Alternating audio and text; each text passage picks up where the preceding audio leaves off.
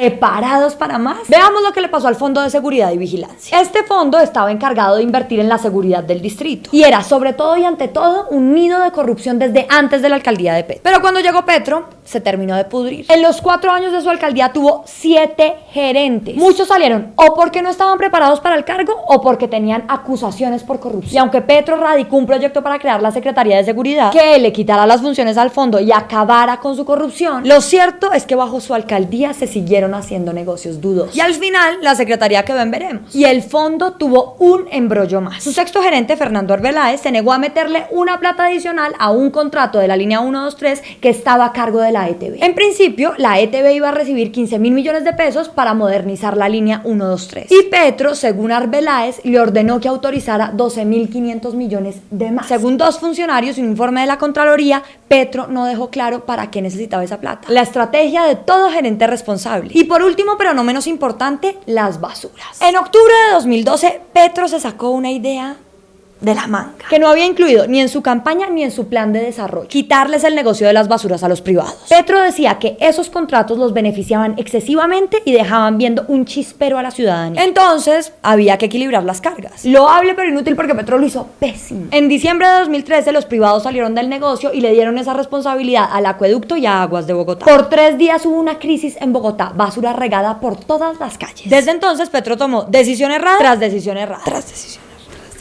Primero importó 170 camiones usados, de los cuales se utilizaron 70 que estaban pésimos y el resto se quedó parqueado en Cartagena. Y segundo, después de haber cacareado por días que les iba a quitar el negocio a las mafias privadas, volvió a reunirse con esas mafias privadas para pedirles ayuda. Al final, algunos de esos contratos terminaron en manos de los mismos que los tenían, mientras el distrito quedaba encartado sin saber qué hacía con lo que ya había planeado. Terminó siendo peor la cura que la enfermedad. Todas esas fallas no nos dan un buen precedente, menos aún cuando Petro quiere ser un presidente que va a cambiarlo todo, absolutamente todo, con sus propuestas. Aceptémoslo de entrada: Petro tiene claros cuáles son los problemas de Colombia. Su diagnóstico es prácticamente perfecto, pero un médico que hace un diagnóstico no es necesariamente el mismo que puede operar. El primer problema es su falta de detalle. Sabemos que todos los candidatos lo tienen. Sus programas de campaña son un paquetazo de frases muy bellas, todas muy didácticas, perfectas, generales, ambiguas. Y ahí sí es difícil de sentir. Uno no pelea contra la utopía, pero entre más alta la ambición, mejor debe ser el plan. Y Petro implica unos riesgos altísimos en la ejecución, en la que ya vimos que él no es un experto. Una de sus propuestas es darles más tierra a los campesinos para crear un campo que nos saque adelante. Eso es lo que hay que hacer, lo que dice la Constitución. Pero eso requiere un nuevo catastro, una repartición equitativa de las tierras, un estudio serio y extenso de cómo va a comprar esas tierras, a quiénes, con qué métodos y bajo qué términos. Saber para qué sirven las tierras, qué se puede sembrar, cuánto tiempo se demorará la cosecha, otro poconón de procedimientos legales y sociales. Además de negociar con una oposición que lleva 84 años obstaculizando esta reforma. Si Petro no hubiera demostrado las fallas de gerencia, la falta de paciencia, la incapacidad para negociar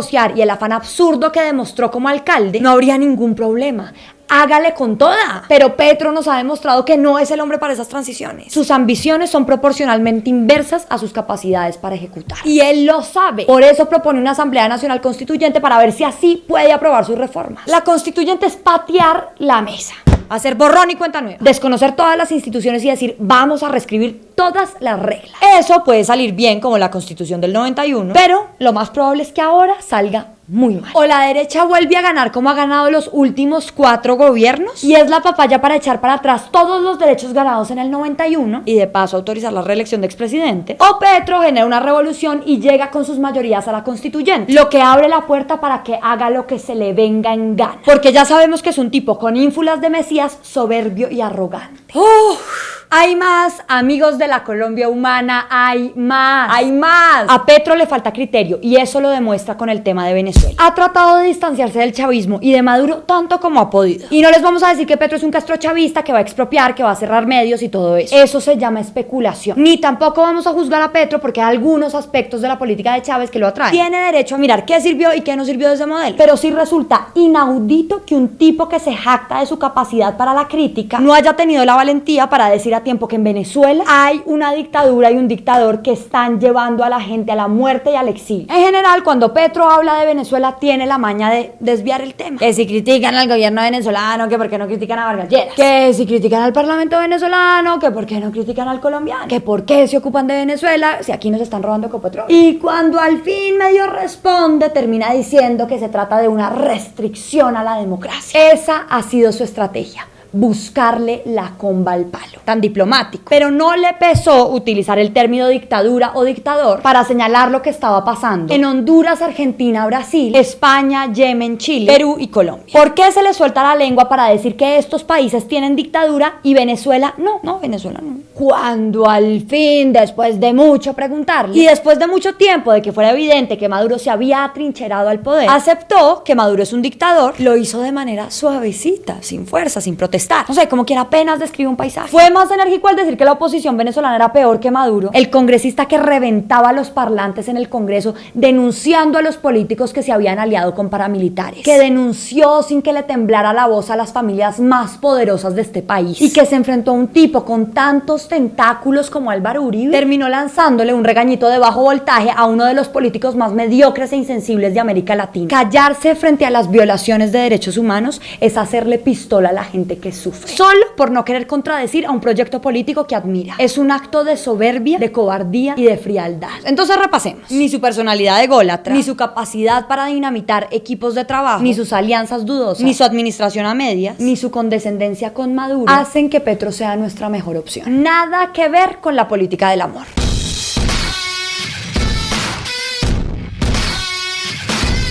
Si vieron que el sábado se creció el río Cauca y uno de los túneles del proyecto Hidroituango se toteó e hizo que se inundara el corregimiento de Puerto Valdivia, en Antioquia, y eso arrasó además con 3 puentes peatonales y la gente tuvo que salir corriendo desesperada, con miedo, y el gobernador de Antioquia, Luis Pérez, salió a decir que ya estaban resolviendo el pequeño impasse.